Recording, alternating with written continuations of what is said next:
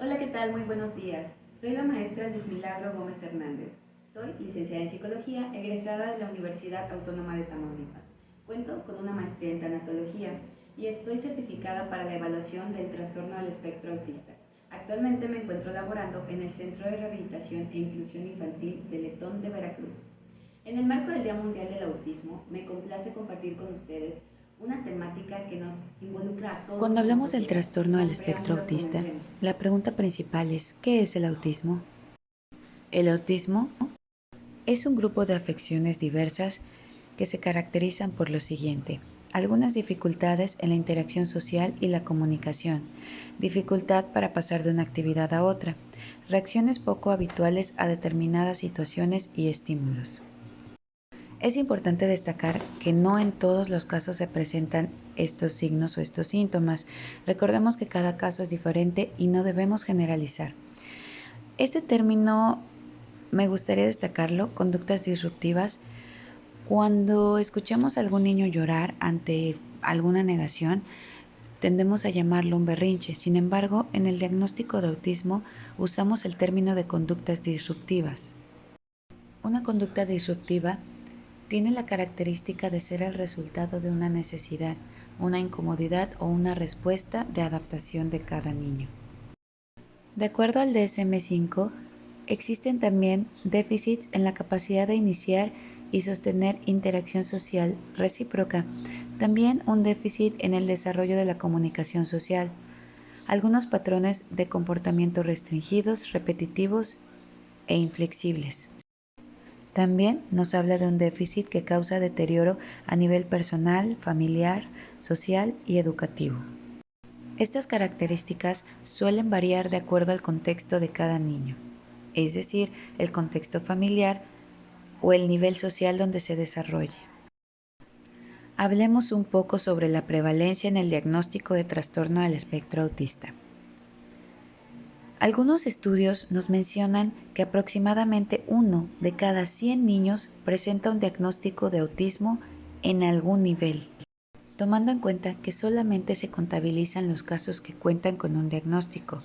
Sabemos de antemano que hay muchos niños que hacen falta por recibir un diagnóstico adecuado. En el caso del género, también nos mencionan que los niños presentan autismo con mayor frecuencia que las niñas. Esto también nos invita a no generalizar, ya que no nos está prohibiendo ni nos está restringiendo el hecho de que el género femenino también presente un diagnóstico de trastorno del espectro autista. Retomemos algunas generalidades del trastorno del espectro autista. Nos mencionan que el autismo se puede presentar en niños de todas partes del mundo y en cualquier tipo de familia. No se presenta alguna restricción a nivel social, cultural, económico. El autismo tampoco es una enfermedad. Me han tocado infinidad de casos en donde muchos de nuestros niños terminan siendo discriminados, ya que otros padres de familia, por falta de información, temen que sus hijos convivan con un niño con este diagnóstico, ya que consideran que pudieran copiar algunas conductas y que en algún punto podrían obtener el mismo diagnóstico. Sin embargo, es importante resaltar que este diagnóstico no es una enfermedad, es una condición y todos tenemos alguna clase de condición. Algunos utilizamos lentes, tal vez otros requieren el apoyo de una prótesis, otros tenemos una estructura física diferente a la de los demás, todos tenemos condiciones diferentes y es importante aprender a respetarlas y poder convivir con esas condiciones de forma igualitaria. También he señalado que a pesar de que los síntomas pueden estar presentes en las primeras fases del desarrollo, suelen pasar desapercibidas, ya que en muchas ocasiones los síntomas pueden tener mayor impacto en edades más avanzadas. En muchos de los casos, los síntomas se llegan a presentar al integrar a los niños a nivel social. Por ejemplo, cuando se les integra a la escuela y empezamos a notar reacciones diferentes al resto de los compañeros, es cuando identificamos que el desarrollo de nuestros niños no está siendo acorde a su edad cronológica. Hablemos un poco acerca del cuadro clínico y diagnóstico. El diagnóstico del trastorno del espectro autista requiere una evaluación minuciosa y no solamente de un profesional. Esta requiere de un manejo multidisciplinario.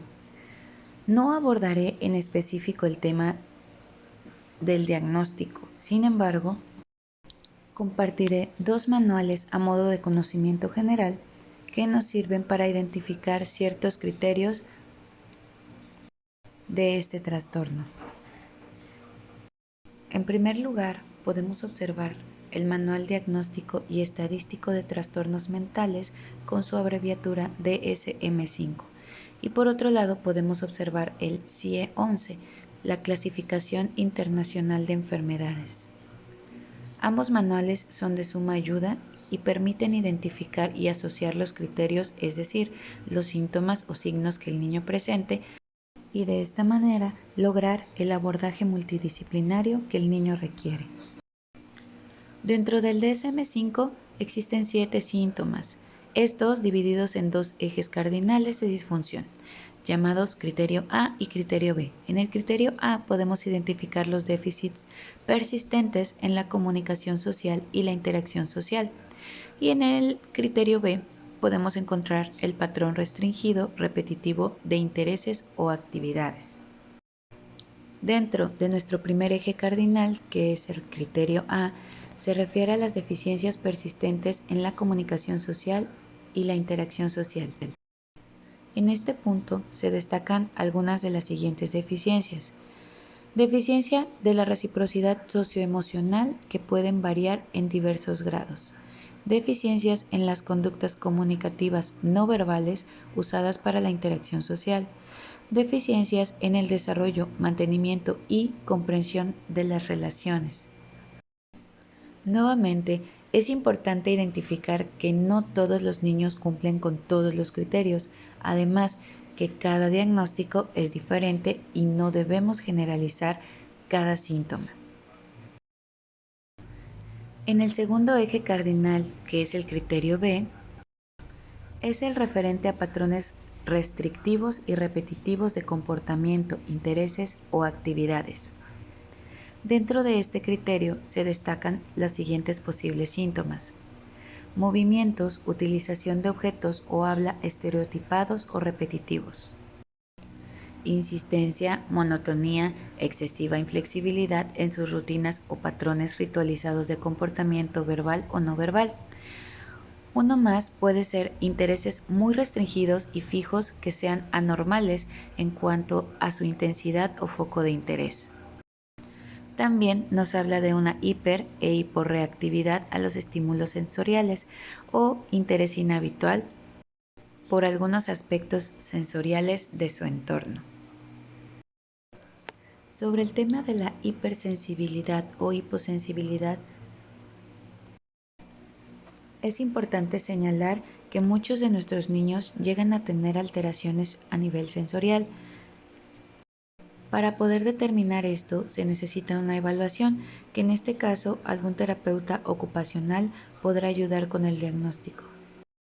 Los niños que llegan a presentar hipersensibilidad hacia algún estímulo, por ejemplo el auditivo, suelen ser niños que presentan incomodidad a sonidos demasiado fuertes. Por ejemplo, son niños que llegan a tapar sus oídos o reaccionar de una forma impulsiva, llorando o queriendo salir del lugar donde se presenta este estímulo. Es por ello que hablamos del término de conductas disruptivas, ya que cada uno de nuestros niños reacciona de una forma adaptativa ante ciertos estímulos. Por el contrario, en el tema de la hiposensibilidad, suele haber muy poca respuesta a algún estímulo, por ejemplo auditivo, e incluso suelen ser muy tolerantes ante el dolor o ante otro tipo de situaciones. Al establecer un diagnóstico de un trastorno del espectro autista, se debe especificar el nivel de apoyo que se requiere. Es decir, al establecer un nivel de autismo no se hace por el grado de gravedad. En realidad se establece de acuerdo al nivel de apoyo que el niño requiere de acuerdo a cada área. Existen también muchas controversias en cuanto al tema del autismo y la cura. La pregunta frecuente y constante es, ¿el diagnóstico de autismo se cura? Si bien el autismo no tiene una cura, es importante destacar que el manejo adecuado de nuestros niños, el seguir recomendaciones e indicaciones y el manejo multidisciplinario pueden ayudar en favorecer la funcionalidad y lograr la inclusión. En esto se debe de tomar en cuenta el diagnóstico cognitivo, es decir, si hay algún déficit a nivel cognitivo y si está comprometida alguna otra área, sobre todo a nivel orgánico. Otra pregunta que suele ser muy común es, ¿mejora la funcionalidad de una persona con trastorno del espectro autista? La respuesta es sí, siempre y cuando se mantenga un trabajo constante. También es importante identificar que cada niño avanzará de acuerdo a su paso. No es bueno forzar. Por ello, es necesario que los padres o cuidadores lleven un proceso psicológico en donde puedan trabajar todas las emociones que se generan a partir de recibir un diagnóstico. Debemos recordar que la salud emocional es tan importante como la salud física. Y si queremos que nuestros niños logren un buen avance, tenemos que estar bien nosotros emocionalmente. En todo caso, lo importante siempre será reconocer las fortalezas y trabajar sobre ellas, ya que aun cuando exista algún déficit cognitivo dentro del diagnóstico de trastorno del espectro autista, también se pueden trabajar muchas habilidades. En muchas ocasiones existe resistencia hacia el manejo farmacológico, ya que muchos padres o cuidadores temen que sus hijos dependan de un medicamento. Por ello, es tan importante la información, acercarse con un especialista y llevar un adecuado monitoreo.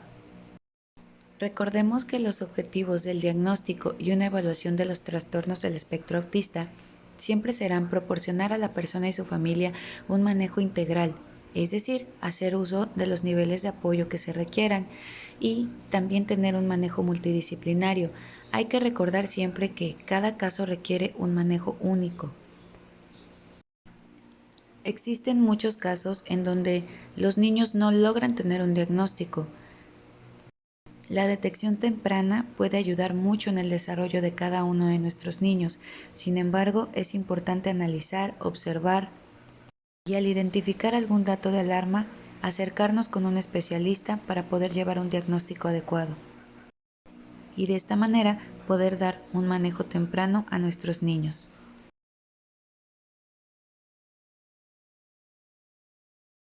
A modo de conclusión, me gustaría dejar esta pequeña pero gran frase, ya que en muchas ocasiones nos es difícil abordar el tema de la inclusión. Mucho se conoce sobre el término de la inclusión, sin embargo, lo difícil es llevarlo a la práctica. ¿A cuántos no nos ha tocado caminar por la calle y emitir algún juicio sobre alguna madre que le grita a su hijo? O sobre la reacción de algún niño ante determinada situación y lo llamamos un niño berrinchudo, e incluso llegamos a emitir una opinión sobre cómo poder trabajar con esa conducta, sin tomar en cuenta que probablemente para ese padre, esa madre o ese cuidador, el camino no ha sido fácil. Es por ello tan importante reconocer todo ese esfuerzo y de una forma respetuosa practicar la inclusión cada uno de nuestros días. Recordemos que el autismo es solo una condición, no una etiqueta, y que nuestra meta es la inclusión en todos los sentidos. Agradeciendo su atención, los invito a conocer más sobre el tema, con el firme objetivo y compromiso de lograr la inclusión de todas las personas, dejando de lado las etiquetas. Que tengan un excelente día.